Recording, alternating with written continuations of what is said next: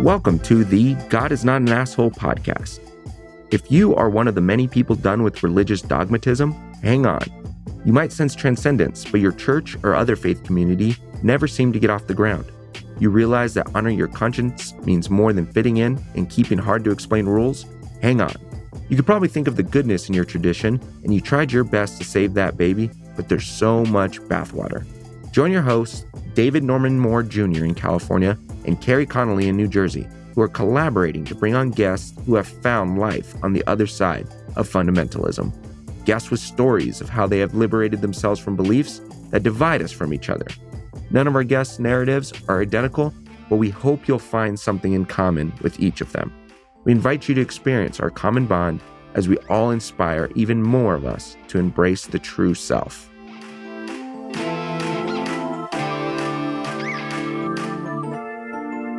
So, you doing okay, Dr. Watkins? I'm okay. I had a recent title switch. My supervisor left the agency, and so I have become the supervisor. And so there's all of that to adjust. So I'm good, though. How are you all? Yeah, we are. We're just happy to see you and to have you. Just really honored, actually. I'm Carrie. It's so nice to meet you. Thank you for being with us today. Yes. Yeah. So, David, I'll let you. Yeah. Okay. So I subscribe to this daily email from LGBTQ Nation. And back in 2020, October of 2020, that's when I discovered this name, Dr. Julian Watkins, because he was chosen to be Hero of the Year. And I just started reading and I just thought, what a fascinating human being. I have to connect with this person.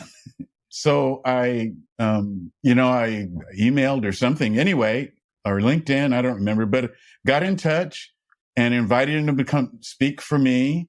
And when we decided to launch this program, God is Not an Asshole, he's one of the very first persons that I thought of. And for the benefit of people who have not heard of you, I'm going to just give a brief intro, even though it sounds like this intro might be slightly dated. City medical specialist, New York City Department of Health and Mental Hygiene. Dr. Julian Watkins is a public health professional and a clinician deeply concerned about the mass trauma inflicted by the COVID-19 pandemic. He firmly believes that communities will need new and creative pathways to healing to recover from the COVID-19 pandemic.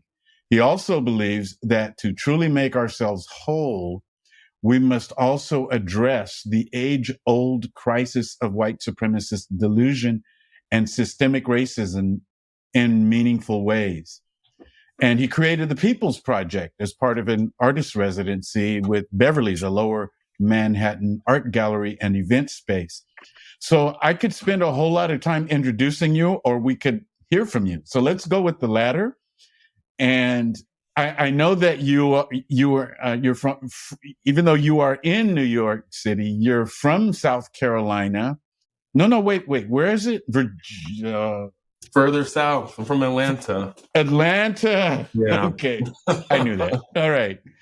I knew you were from the South. All right. Yes. And I knew that you grew up in a preacher's household. Yeah. And I think this is a good moment for us to just let you tell some of your story. Would you please? Where to begin? Grew up in as a typical PK, as we kind of call it, pastor's kid. Went to church school from middle school through college, through undergrad. Just a really, I would say a kind of charmed childhood, honestly, growing up in the suburbs. My mom was a teacher. As I said, my dad was a preacher. And I think really early, those, the values that they instilled in us, community, education, and then just this really focus on, in like care. My dad's kind of specialty. He's an evangelist, but also was deeply involved in community service, like led community service work for the regional conference.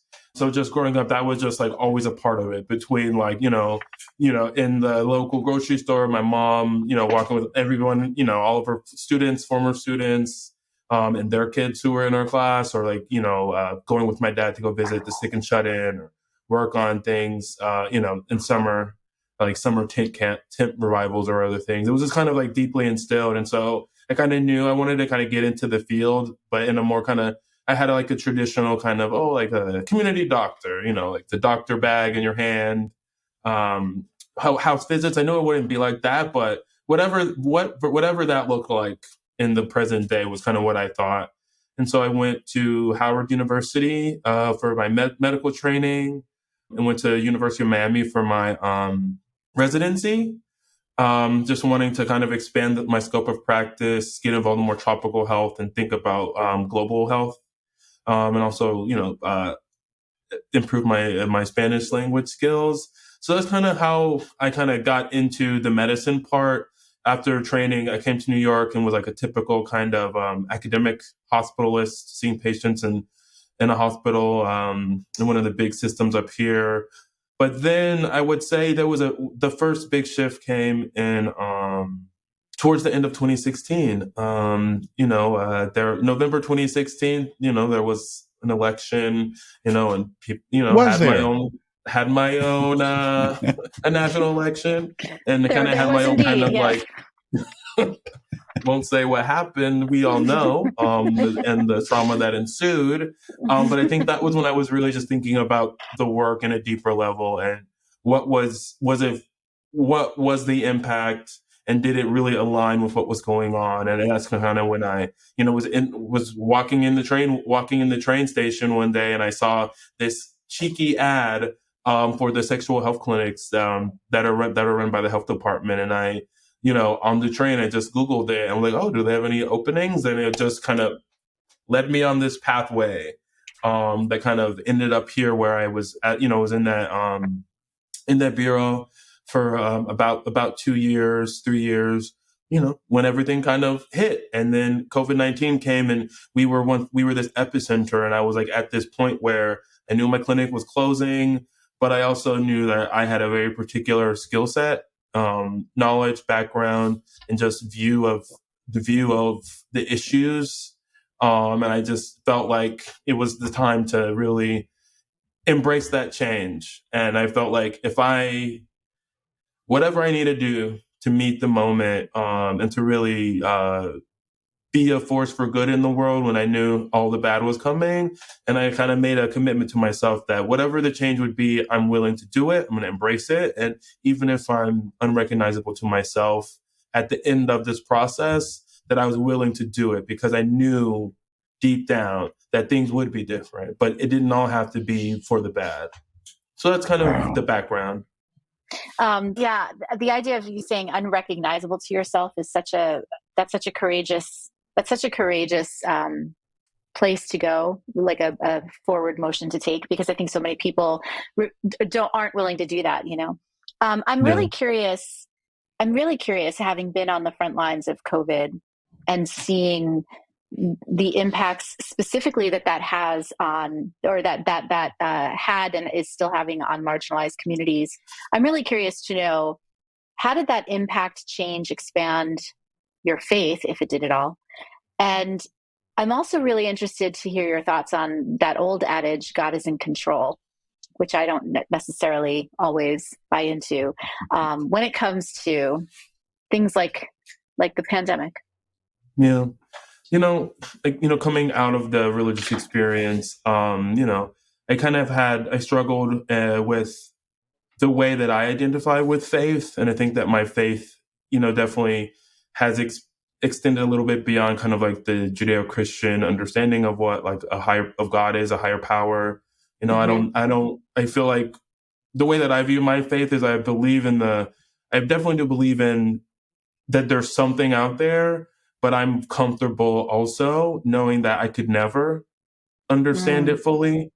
And I think that for me, I feel like the respect that I have for this higher power, for for the thing that is so far beyond me. I feel like I personally feel more respectful to just sit and just with that discomfort and that unknowing, because who am I to presume that it's for me to know?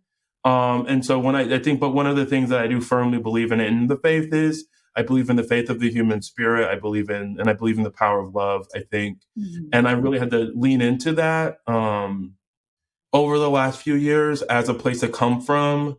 Because I think having a firm grounding is necessary for the courage, to kind of step out, Yes. But I think you also need that grounding for like that, to extend that grace that is also part of it, to know that you may not get it right all the time, or someone else may not get it right, or someone may be impacted by some trauma or some other kind of thing, but to be able to have that grounding and to know that you have a place to come from that's just bigger and older and feels more permanent than you. Like that's kind of how I kind of view faith and how it's kind of moved in my life for the last few years. So it sounds like you, Carrie, he may have answered your question about the whole God is in control thing. I was just curious too, when I reached out to you, 2+ years ago and asked you to speak at our church, what went through your mind? Because, I support and see reality, in the ways that you articulated just now. But what went through your mind when, like, a pastor is asking me to come speak at a church?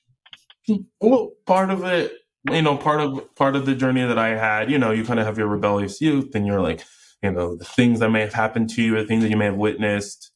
But when, really getting to it, I think it was that grace thing and kind of coming through that love. And I knew that, so I wasn't going to throw it all away just because of some of the experiences, because tied to that faith is, a legacy and a grounding and a beautiful spirit. And I think tied to that is like the cultural aspects and the familial aspects and just community and this understanding. So I said, that's for me too, despite what people may say, whatever, that's mine. And so I'm not going to throw that out, but I feel like my relationship can change, and I said, I'm not going to shy away from the conversations and actually lean into it, because I think that the church, what it has represented for my people, and for so many people, is one of the only spaces where people can get that spiritual, where their spiritual needs can be met. Because, in the culture that we live in, there's zero acknowledgement or very minimal acknowledgement, understanding of those spiritual needs that we all have as humans. And I said, I wanted to go there because I think those legacies and traditions are so rich. And I needed to tap into that to be able to do my daily work. And so embracing all of that and knowing that that's part of me too. I love that.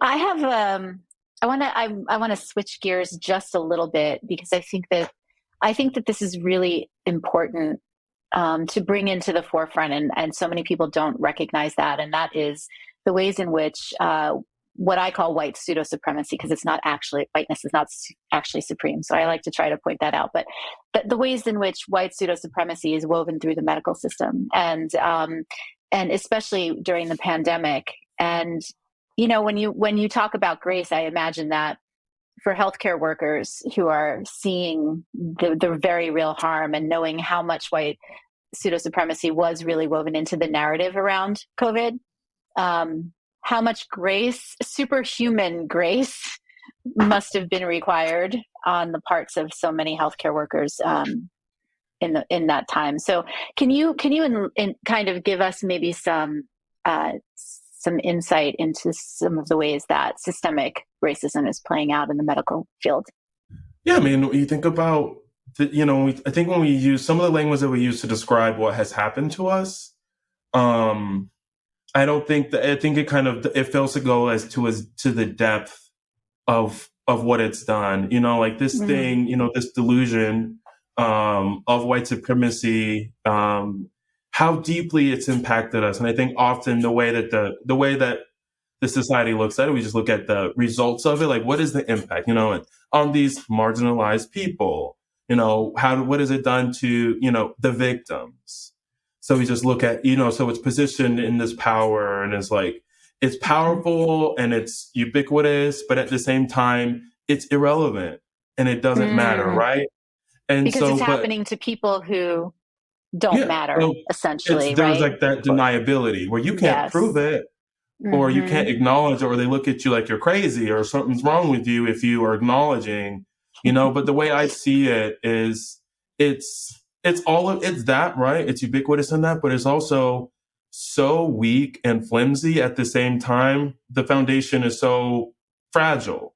A lot of these people who have submitted themselves in the future or whatever to this concept, to this construct, it's so fragile, and there's a lot of conversation about snowflakes, but it can't, it's all about ego. It's all self-referential, but also like it dulls the senses, it degrades you. It degrades your senses where you can't see the reality in front of you, where you can't feel and touch you're out of touch with your own heart, where it's like an anti-human rhetoric. Yes. It's an anti-human way of seeing the world, where humanity is stratified, across 5 racial groups, and this one group that's on the top, and everyone who's not that is viewed as less than human.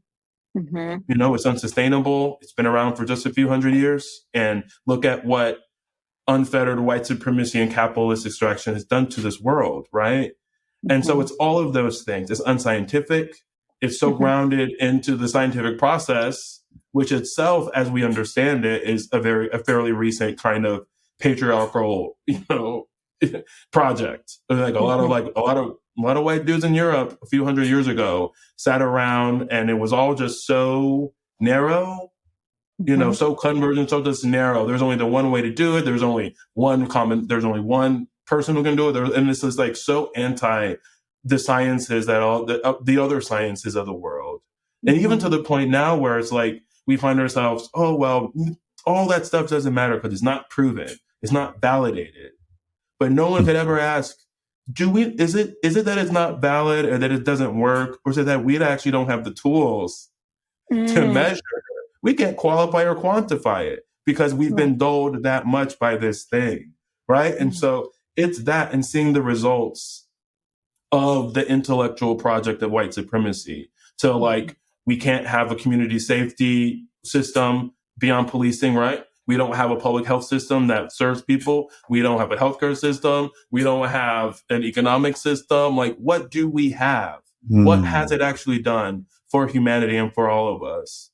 And any arguments to say, oh, we're living in modernity or whatever, I don't know.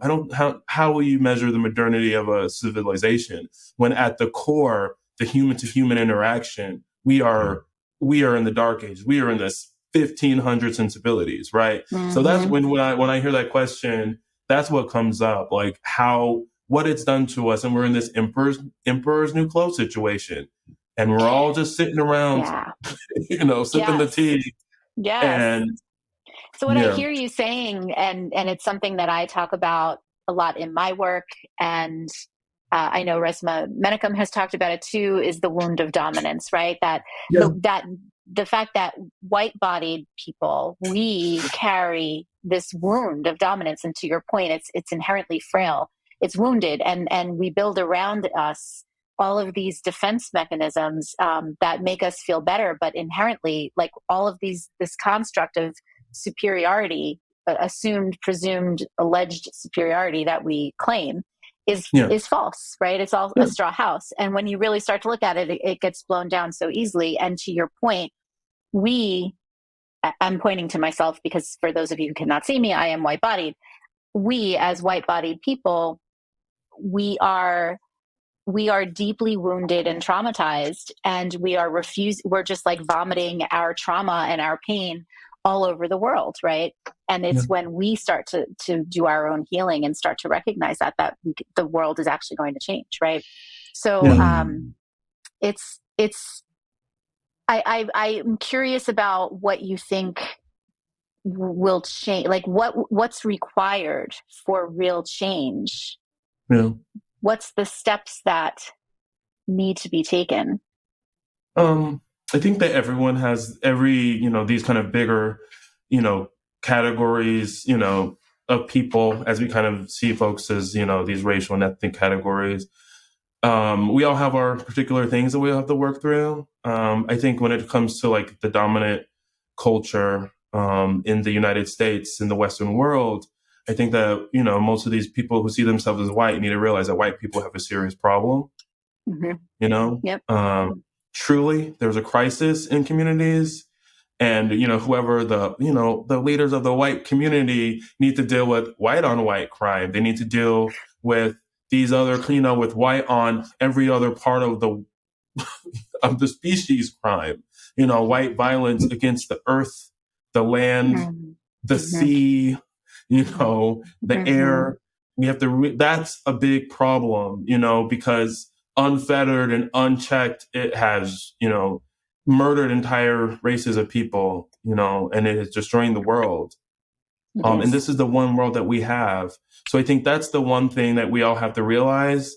But I think at the same time, everyone else has to realize that there's nothing particularly special about white people. Because I think as humans, we all have the capacity for this. And we see how it plays out in places where most of the places have been touched by whiteness, right? But a lot of the particular situations that are happening in other parts of the world, it's a similar kind of thing, operating out of fear, operating out of, an obsession with power and control and manipulation. There's that, the power and class struggles, that's a human thing. But so there's nothing in particularly like that stands out for white people. I think it's just the fact that, they've got all the guns. Right, exactly. I think it's all realizing that we're humans and that we really have this work to do. And I think the severance or that trauma that you said, that severance, we have to return to ourselves. We've all been severed from these ancient connections, humans as natural beings in a natural world that respond to the seasons, respond to the moon and these other things, right? Like if we see ourselves as natural beings, as part of a natural world, I think that we would see that the nature is not something to be conquered, and nor are our other fellow beings, right? I get the impression that, that for us to have a conversation with you is like shaking up a Coke bottle and, and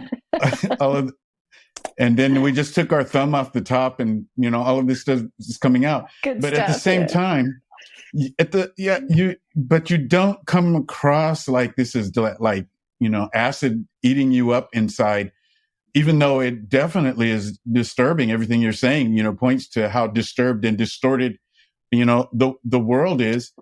My personal doctor who met you because he's part of our community, he calls you Saint Julian. And,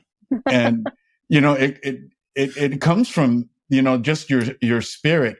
And even when I have asked you in the past about religion, you're so graceful in your responses. And it reminds me of during the pandemic, I participated in theological forums with people in the academy on the East Coast, which we don't have African Americans like that much on the West Coast. They're all out where you went to school, Howard and other places.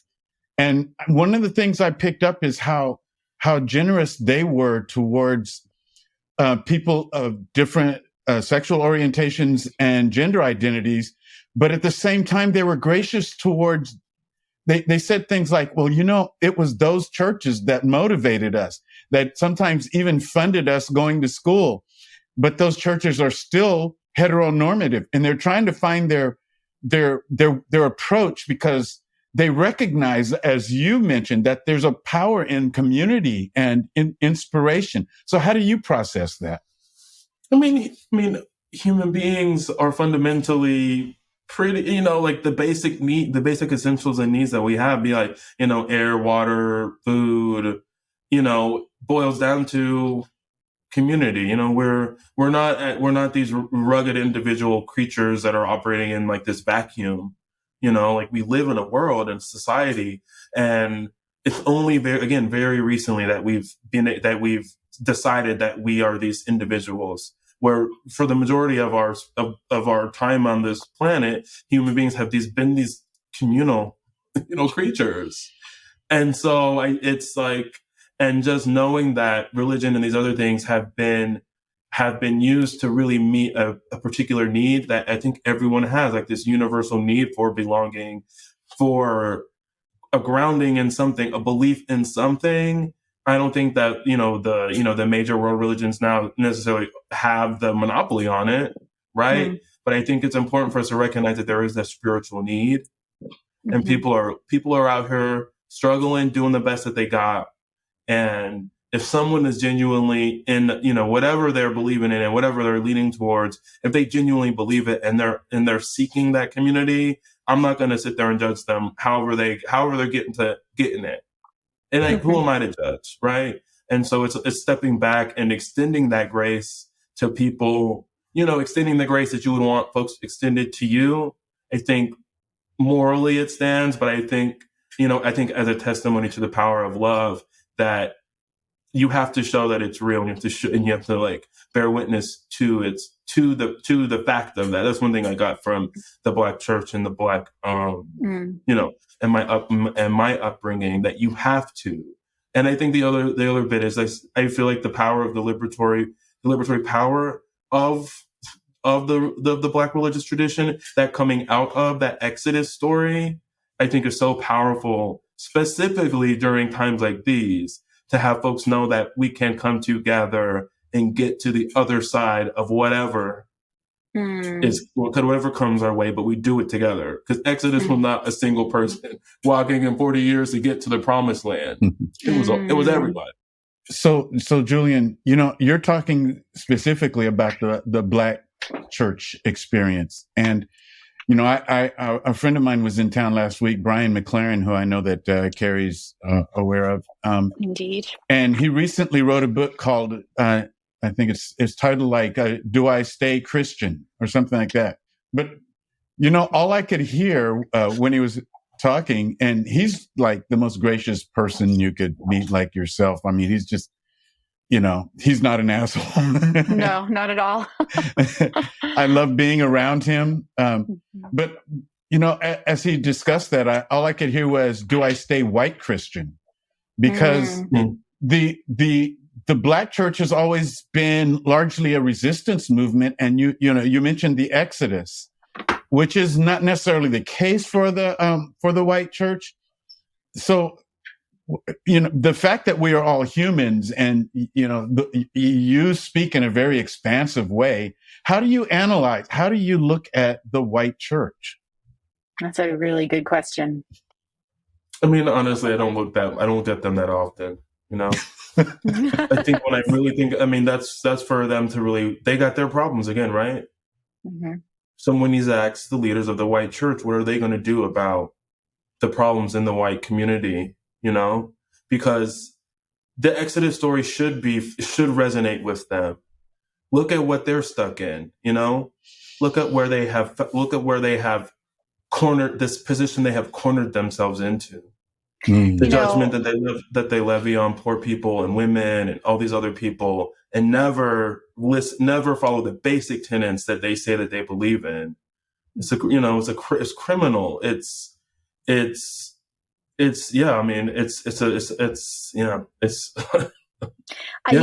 When you say that, as somebody who came out of a steep evangelical, shiny tooth, skinny jean pastor, smoke machine kind of church, right?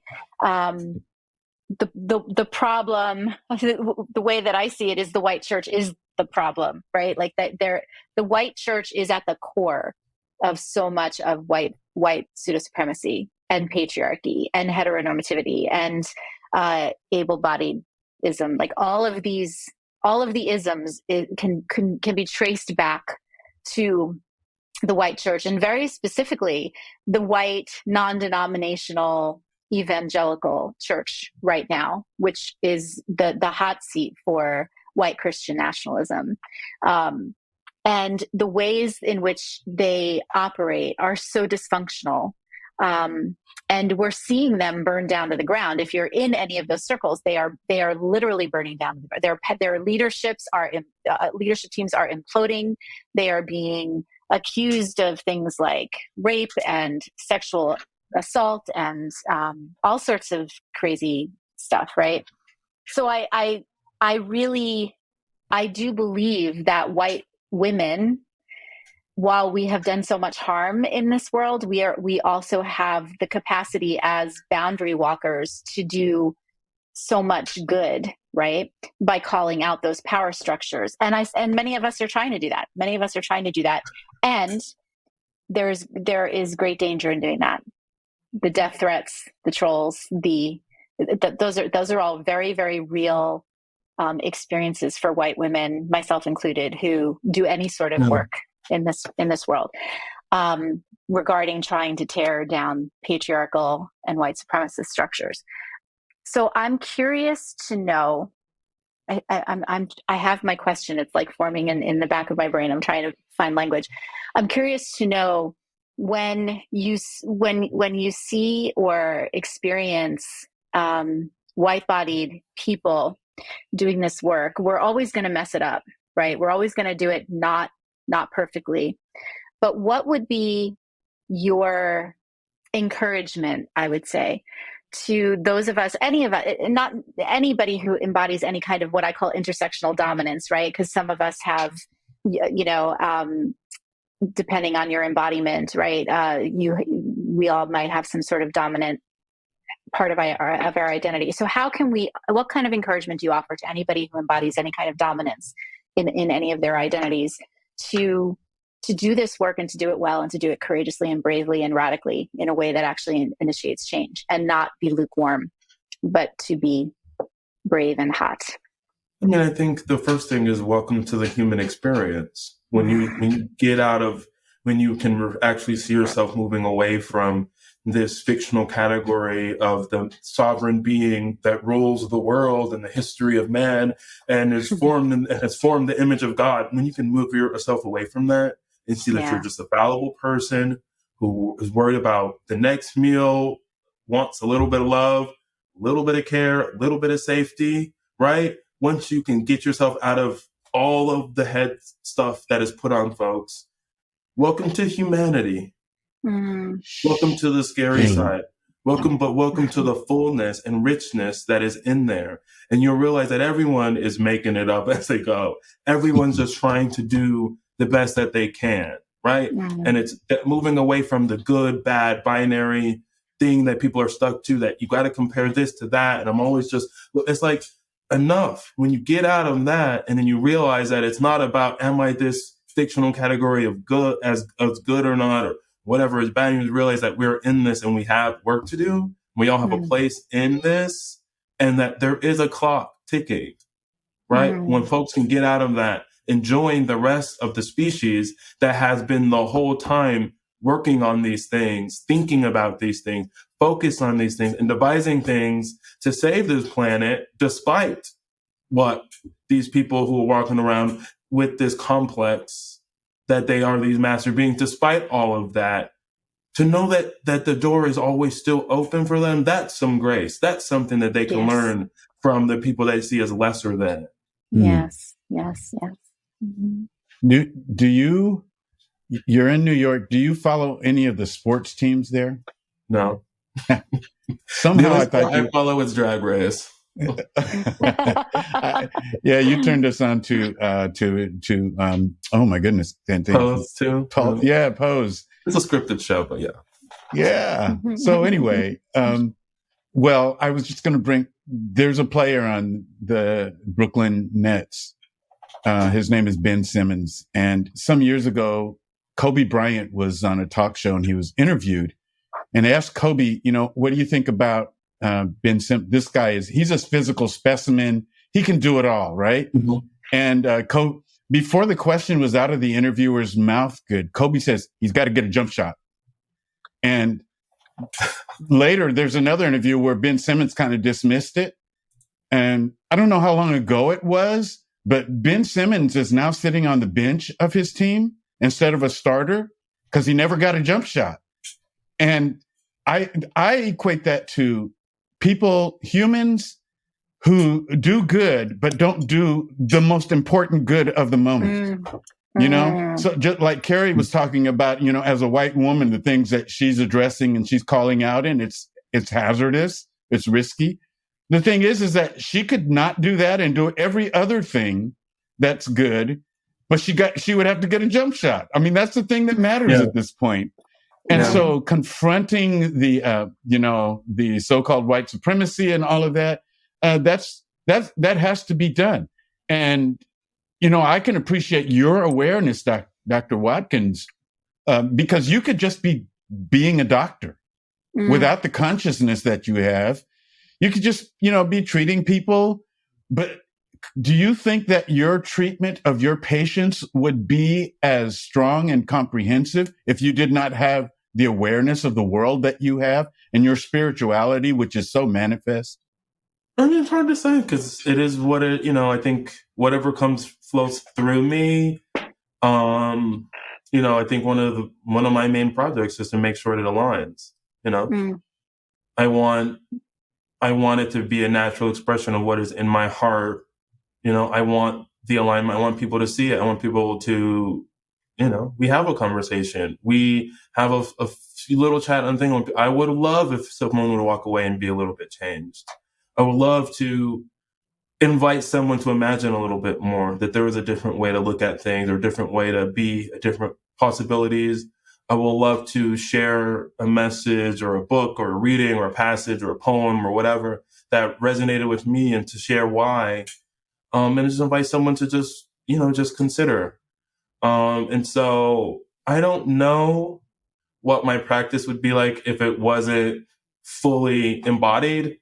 I feel like it's kind of always been there, but I think that's kind of just how I was raised and kind of how I like see things and operate. Like I couldn't do that this disembodied thing where when I put on my white coat, I am the robot engineer, you know, non-emotional. That doesn't make sense to me. It like I can't function like that. Tried it, but that was the primary tension in those early training days where they try to tell you, this is how a doctor thinks. This is how a doctor talks. This is what a doctor thinks about. And I'm like, okay, that's some of it, but there's all this other stuff that's going on. And like for me to give the care that I think that people deserve, right, it takes more. And so I had to really, it took a lot of effort to do it. It takes a lot of craft, a lot of energy to really think about, to really present the messages that we do and to engage around these difficult topics and to hold space for these difficult, emotional, painful things, such as the history of marginalization or could also be called subjugation, you know. You know, when you're talking about that whole idea of, you know, the disembodied doctor, that's, you know, disembodiment is one of the core symptoms of whiteness, right? White people are incredibly disembodied. We're programmed, we're socialized to be out of our bodies. And my experience, this is the very first time I've met you, and my experience of you just in this short time is a completely embodied, ensouled being, right? Like everything that has come out of your mouth has flowed as if it is who you be, right? It is who you be. And so I can completely, I can see what you're talking about that difference of bringing the full self to your work and your labor, you know, and not just being disembodied, and the difference in care that I can imagine that must offer to people, right? Because when I think we've all had the experience of sitting across in that very vulnerable position of sitting across from a disembodied physician, and you really can feel the difference when somebody is disembodied and they're not there in their body, much less being willing and able to see you in yours, right? They're just seeing your body. They're not seeing you in your body. And I think that's a really important thing. And I think it's one of the key first things that white people have to learn how to do is how to be back in the body, which brings me back to the fascinating thing that you were talking about us and nature, you know, about returning to nature, and the ways in which Christian colonialism, in my opinion, removed white people from our indigenous experiences.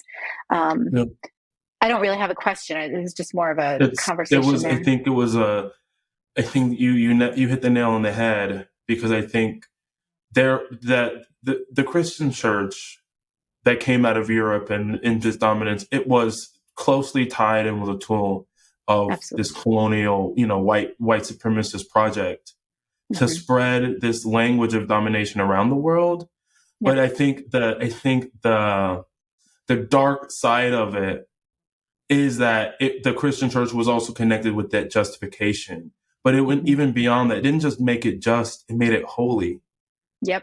Mm-hmm. And they used it to render themselves these holy beings on a holy war against these people, or in a holy mission to eradicate them for their own good, or to disconnect them and disembody them from everything that they know and love in exchange for not much, And I think that what they did to themselves by leaning into the church and the domination of the church, they severed most of the indigenous white practices and connections to the earth and the body, from the witch hunts to these other kind of hunts, to really disembody people from these embodied practices that are a lot more, again, pan-human, or more closer to everyone kind of coming out of this, right? But like that severance is something, there's like that, it's like a law, like James Baldwin has said, there is like this indisputable law in humanity that if you dehumanize someone, that you are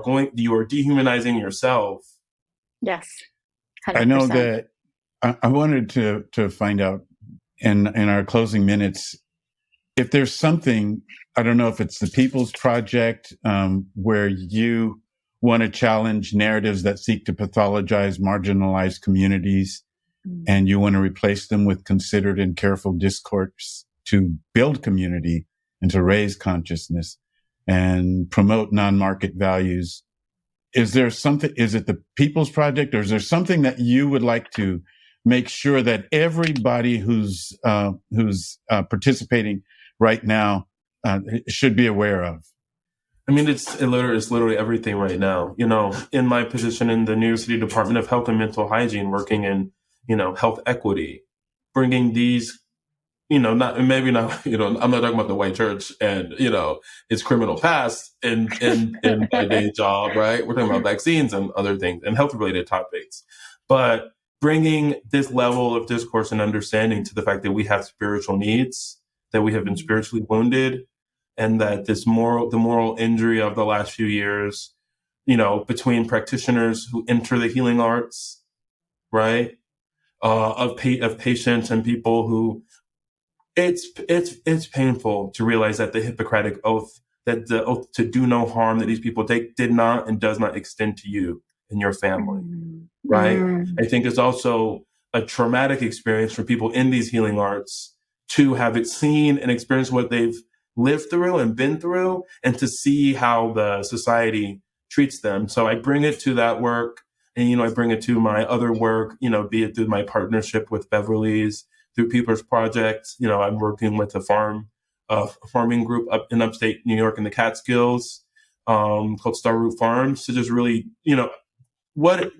having this whole embodied in practice, and thinking about climate change and its deep connection to our food systems. And the fact that we've been severed from that. I think a lot of us actually have deep familial connections and ties to the earth. I come from people who tilled the earth, against their will at times, but also, folks who did it as their daily practice, and to be so, and like that, we're also disconnected from the food that is sustaining us, which we have to return to it. So it's like, it's across all the different parts of the work. So yeah, I mean, the People's Project is but yeah. Thank you. We will definitely make sure there are links to all of those things in the show notes. And I so appreciate having had this opportunity to speak with you. I'm right in New Jersey, so one of these days I'll make it over, hopefully, into the People's Project and see what's going on there. But it was such a pleasure to get to know you today. So thank you so much for your presence today. Yeah, you never fail to, spellbind me. It's so refreshing, to share the planet with you at this time. You, as a person who's younger than I am, it empowers me with hope. And I don't want to dump a burden on you or anything like that, but just to say that who you are and what you're already doing, I think is transformative.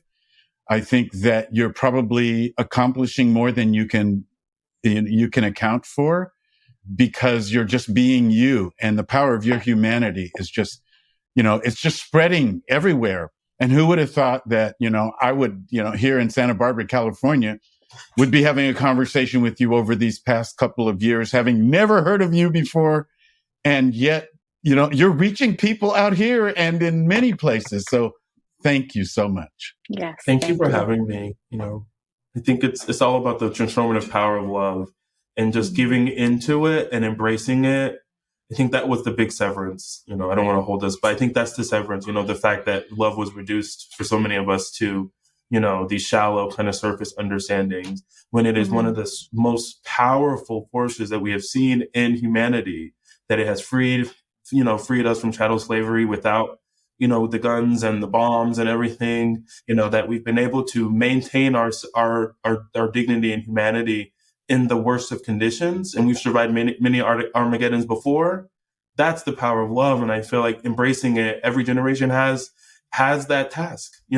Do we fall back and go to the deep, dank places of yore, or do we move forward? And the power of love lights that path forward. And the evidence is there. So I just thank you all so much for having me. And so lovely to meet you, Carrie. Oh, same here. That was such a perfect way to end. Thank you so much. Thank you so much for being here today. We are people who have left behind performance-based religion and the shame that comes with it.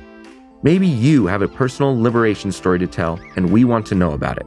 Please contact us on Twitter at God is not an asshole, or text 805-703-8393, because the world needs to know that God is not an asshole.